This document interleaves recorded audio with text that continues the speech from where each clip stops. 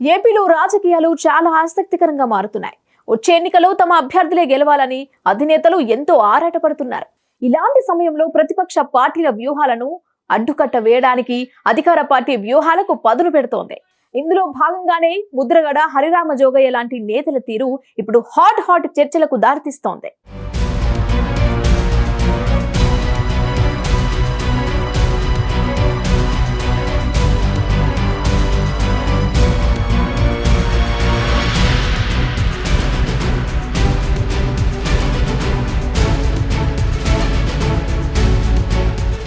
ఆంధ్రప్రదేశ్ రాజకీయాలు వేసవి తాపాన్ని తలపిస్తున్నాయి. ఇటు అధికార అటు ప్రతిపక్ష పార్టీలు వైపు అభ్యర్థులను ప్రకటిస్తూ పోతుంటే మరికొందరు మేనిఫెస్టోలను సిద్ధం చేసుకుంటున్నారు. అధికార వైసీపీ మాత్రం సిద్ధం సభల పేరుతో జనాల్లోకి వెళ్తోంది. ఇటు టీడీపీ, జనసేన మాత్రం కార్యకర్తలు ఊపు పెంచేందుకు తెగ ఆరాటపడుతున్నాయి. ఇలాంటి సమయంలో టీడీపీతో జనసేన కలిసి వెళ్తోందని కొందరు ముఖ్య నేతలు తమ అక్కసును వెలగక్కుతున్నారు. ఎలా అయినా సరే జనసేనాని పవన్ కళ్యాణ్ మైండ్ ని డైవర్ట్ చేయాలని ఎంతో ట్రై చేస్తున్నారు. అయితే లేఖల పేరుతో ఎంతో ఇబ్బందులు పెడుతున్నారు. అయినా సరే పవన్ మాత్రం పట్టు వదలట్లేదు. ఎలాగైనా సరే ఈసారి అధికారంలోకి రావాలని ఎంతో పద్ధతిగా ప్లాన్ చేస్తున్నారు. జనసేన అధినేత పవన్ కళ్యాణ్ కు కాపు నేత, మాజీ మంత్రి హరిరామ జోగయ్య మరో లేఖ రాశారు. మొన్న తాడేపల్లిగూడెంలో జరిగిన సభలో పవన్ మాట్లాడుతూ తనకు సలహాలు, సూచనలు ఇవ్వొద్దని వార్నింగ్ ఇచ్చారు. కానీ తాజాగా హరిరామ జోగయ్య మరో లేఖ రాశారు. పవన్ కళ్యాణ్ రాష్ట్ర అధికారంలో భాగస్వామి అయ్యే వరకు తన పోరాటం ఆగదని లేఖలో పేర్కొన్నారు. పవన్ కళ్యాణ్ ఎదుగుదలే తనకు ముఖ్యమని చెప్పుకొచ్చారు. తాను చచ్చేంత వరకు జనసేనతోనే ఉంటానని ప్రకటించారు. చంద్రబాబు, నారా లోకేష్ భవిష్యత్తును కోరుకునే వాళ్లే తనను విమర్శిస్తున్నారని చెప్పుకొస్తున్నారు.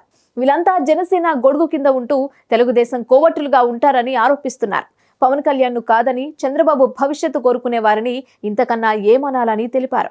తనను ఎవరు ఏమన్నా తన పని మాత్రం చేసుకుంటూ పోతానని హరిరామ జోగయ్య లేఖలో తేల్చి చెప్పారు. తాను చచ్చేంత వరకు జనసేనలో ఉంటానని నిన్నటి లేఖలో చెప్పిన జోగయ్య, పవన్ కళ్యాణ్ రాష్ట్ర అధికారంలో భాగస్వామి అయ్యేంత వరకు తన పోరాటం ఆగదని చెప్పారు.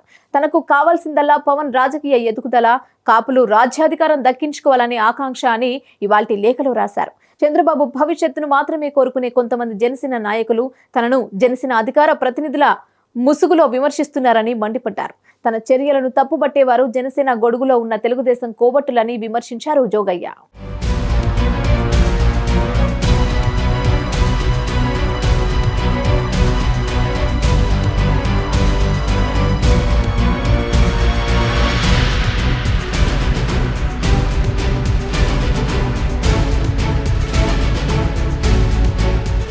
గతంలో భీమవరం నుంచి పవన్ పోటీ చేసి తప్పు చేశారన్నారు హరిరామ జోగయ్య.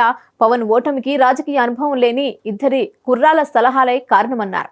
భీమవరం, పిఠాపురంలో ఈసారి పవన్ పోటీపై లాభ నష్టాలను విశ్లేషించారు జోగయ్య. భీమవరం నుంచి పవన్ పోటీ చేస్తే 6 అంశాలు కలిసొస్తాయన్న జోగయ్య నష్టపరిచే అంశాలు 13 వెల్లడించారు. అలాగే పిఠాపురం నుంచి పవన్ పోటీ చేస్తే 5 అంశాలు కలిసొస్తాయన్న జోగయ్య 13 నష్టపరిచే అంశాలను లేఖ ద్వారా తెలిపారు. ఇదిలా ఉంటే హరిరామ జోగయ్య కుమారుడు ఇటీవలే వైసీపీలో చేరారు. సీఎం జగన్ సమక్షంలో ఆయన పార్టీ కండువా కప్పుకున్నారు. మొత్తానికి సార్వత్రిక ఎన్నికల ముందు ఏపీ పాలిటిక్స్ హాట్ గా సాగుతున్నాయి. తాజాగా హరిరామ జోగయ్య రాసిన లేఖపై జనసేన శ్రేణులు ఎలా స్పందిస్తారో వేచి చూడాలి. అయితే రాజకీయ పార్టీల సంగతి అటుంచితే ప్రజలు మాత్రం మల్లగొల్లలు పడుతున్నారు. ఏ పార్టీని నమ్మాలో, ఏ పార్టీని నమ్మకూడదో అర్థం కాక సతమతమవుతున్నారు. ఏపీలో అసెంబ్లీ ఎన్నికలు సమీపిస్తున్న నేపథ్యంలో వైసీపీ అధినేత జగన్ పక్కా వ్యూహాలతో ముందుకెళ్తున్నారు. ఇందులో భాగంగానే జనసేనాని పవన్ కళ్యాణ్ కు గట్టి షాక్ ఇవ్వాలని నిర్ణయించినట్లు తెలుస్తోంది.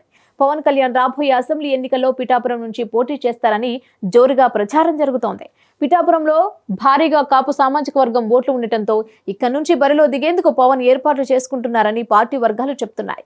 ఈ నేపథ్యంలో పవన్ కళ్యాణ్ కు పోటీగా కాపు సామాజిక వర్గ ఉద్యమ నాయకుడు ముద్రగడ పద్మనాభం ఫ్యామిలీ నుంచి ఒకరిని పోటీకి దించాలని వైసీపీ ప్రణాళికలు రచిస్తున్నట్లు సమాచారం. ఇప్పటికే పవన్ కళ్యాణ్ తీరుపై తీవ్ర అసంతృప్తిలో ఉన్నారు ముద్రగడ. టీడీపీతో పవన్ కళ్యాణ్ పొత్తు ముద్రగడకు ఇష్టం లేకపోయినప్పటికీ సామాజిక వర్గం కారణంగా పవన్ కళ్యాణ్ కు మద్దతిచ్చే ప్రయత్నం చేశారు.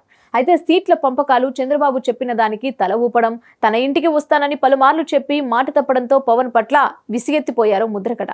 ఈ అంశాలపై తన అసంతృప్తిని వ్యక్తం చేస్తూ పవన్ కు ఘాటు లేఖ రాశారు.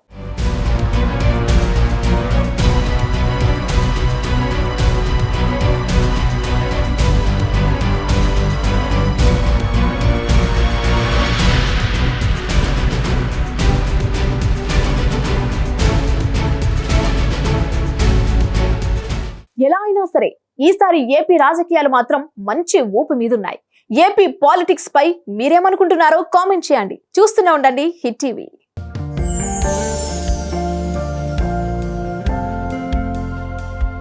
లవ్, ఈ అందమైన 4 అక్షరాల బారిన పడని మనిషి ఉండరు, మనసు ఉండదు.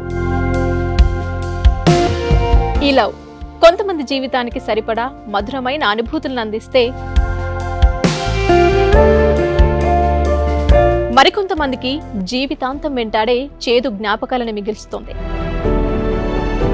లైలా మజ్ను, పార్వతీ దేవదాస్, ఈ 2 కథల్లో మజ్ను లైలా ప్రేమ కోసం ఎంత పరితపించాడో విన్నాం. దేవదాస్ పార్వతి ప్రేమ కోసం ఎంత పిచ్చోడయ్యాడో చూసాం. కానీ లైలా మజ్ను ప్రేమ కోసం ఎంత ఆరాటపడిందో మనం ఆలోచించలేదు. దేవదాసు దూరమయ్యాక పార్వతి పరిస్థితి ఏంటో మనం అర్థం చేసుకోలేదు. ప్రేమ నుండి పెళ్లి వరకు వెళ్ళలేకపోయినా ఎంతో మంది అమ్మాయిల బ్రేకప్ స్టోరీస్తో మీ లవ్ టుడే.